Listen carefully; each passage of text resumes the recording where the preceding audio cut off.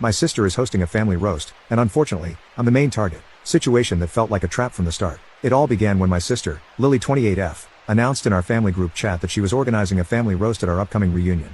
At first, I thought I'd misread the message. A roast? For our family? This wasn't something we'd ever done before. And the way she phrased it made it clear who the main target would be. Me. Everyone seemed excited right away. My parents sent thumbs up emojis. My cousins started joking about what they'd wear, and the group chat lit up like it was Christmas morning. But I couldn't shake this bad feeling. I know my sister. Lily has a habit of taking things too far, hiding her insults behind a mask of humor. For years, she's made me the punchline of her jokes, and every time I tried to speak up, the response was always the same. Oh, come on. She's just being playful. But it never felt playful on my end. So I brought it up with my parents. I called them that same night saying I wasn't sure this roast was a good idea. I told them it sounded more like an excuse for Lily to drag me through the mud again, but they just laughed it off. My dad even said, "You need to learn to take a joke, son. It's all in good fun." I tried to push back, but they wouldn't hear it. My mom said it would be a good bonding experience for the family. Bonding, sure, if that means bonding over humiliating me. So I brought it up with my parents. I called them that same night saying I wasn't sure this roast was a good idea. I told them it sounded more like an excuse for Lily to drag me through the mud again, but they just laughed it off. My dad even said, "You need to learn to take a joke, son. It's all in good fun." I tried to push back, but they wouldn't hear it. My mom said it would be a good bonding experience for the family. Bonding? Sure. If that means bonding over humiliating me. The next few days were tense. Lily kept hyping up the event in the family group chat, dropping hints about her special material. She was having way too much fun with this, and the more she talked about it, the more I felt like a cornered animal. Even my parents got in on it, making jokes like, "I hope you're ready, P." Lily's been preparing for weeks. It was clear they were all in on this, and I started feeling like I was alone in a crowd of people who couldn't see the problem. Thankfully, my girlfriend Sophie 25F noticed something was off. I hadn't even told her about the roast yet, but she could tell I was anxious. When I finally explained everything, she was as concerned as I was. Sophie knows the history here. How Lily's jokes have always had an edge to them. How she'd use family gatherings as her own personal comedy club at my expense. Sophie said it straight. You don't have to go if you're uncomfortable. Set your boundaries. I knew she was right, but the thought of backing out made me feel like a coward.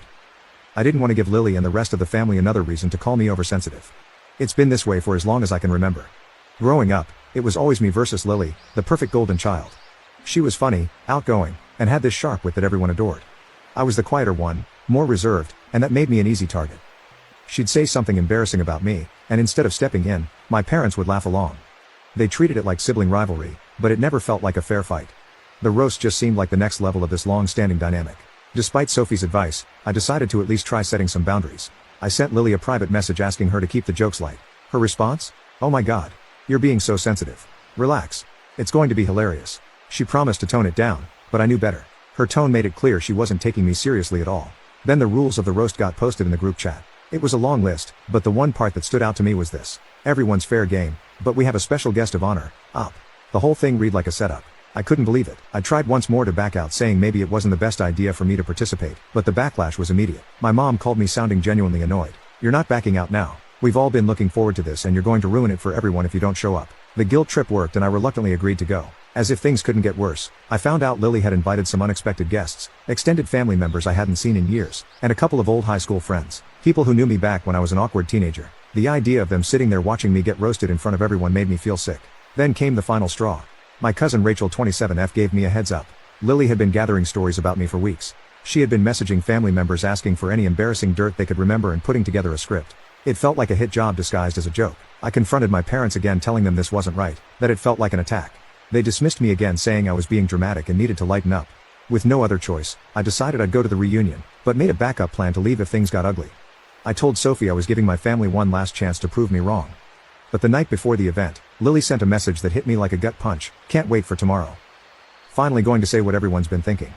At that point, any hope I had left was gone. I knew I was walking into a trap. Update 1. The day of the reunion came and I went in feeling tense but determined. Sophie was by my side trying to keep things light. The place was packed, a big rented hall filled with familiar faces. Everyone was in a great mood and it felt like a real celebration at first. There was music playing, tables set up with food, and my parents were busy making small talk with relatives we hadn't seen in years. For a moment, it almost felt normal. Lily was in her element, moving from group to group, clearly the star of the show. She was laughing loudly, greeting everyone with hugs and jokes. It seemed like the whole room was revolving around her. I spotted a few high school friends Shed invited without telling me, and it hit me again how much effort Shed put into this. I tried to stay calm and told myself maybe I was overthinking it. Sophie squeezed my hand and gave me an encouraging nod. When it was time for the roast, everyone gathered around. My dad called for silence and Lily stepped up with a big grin on her face, holding a microphone.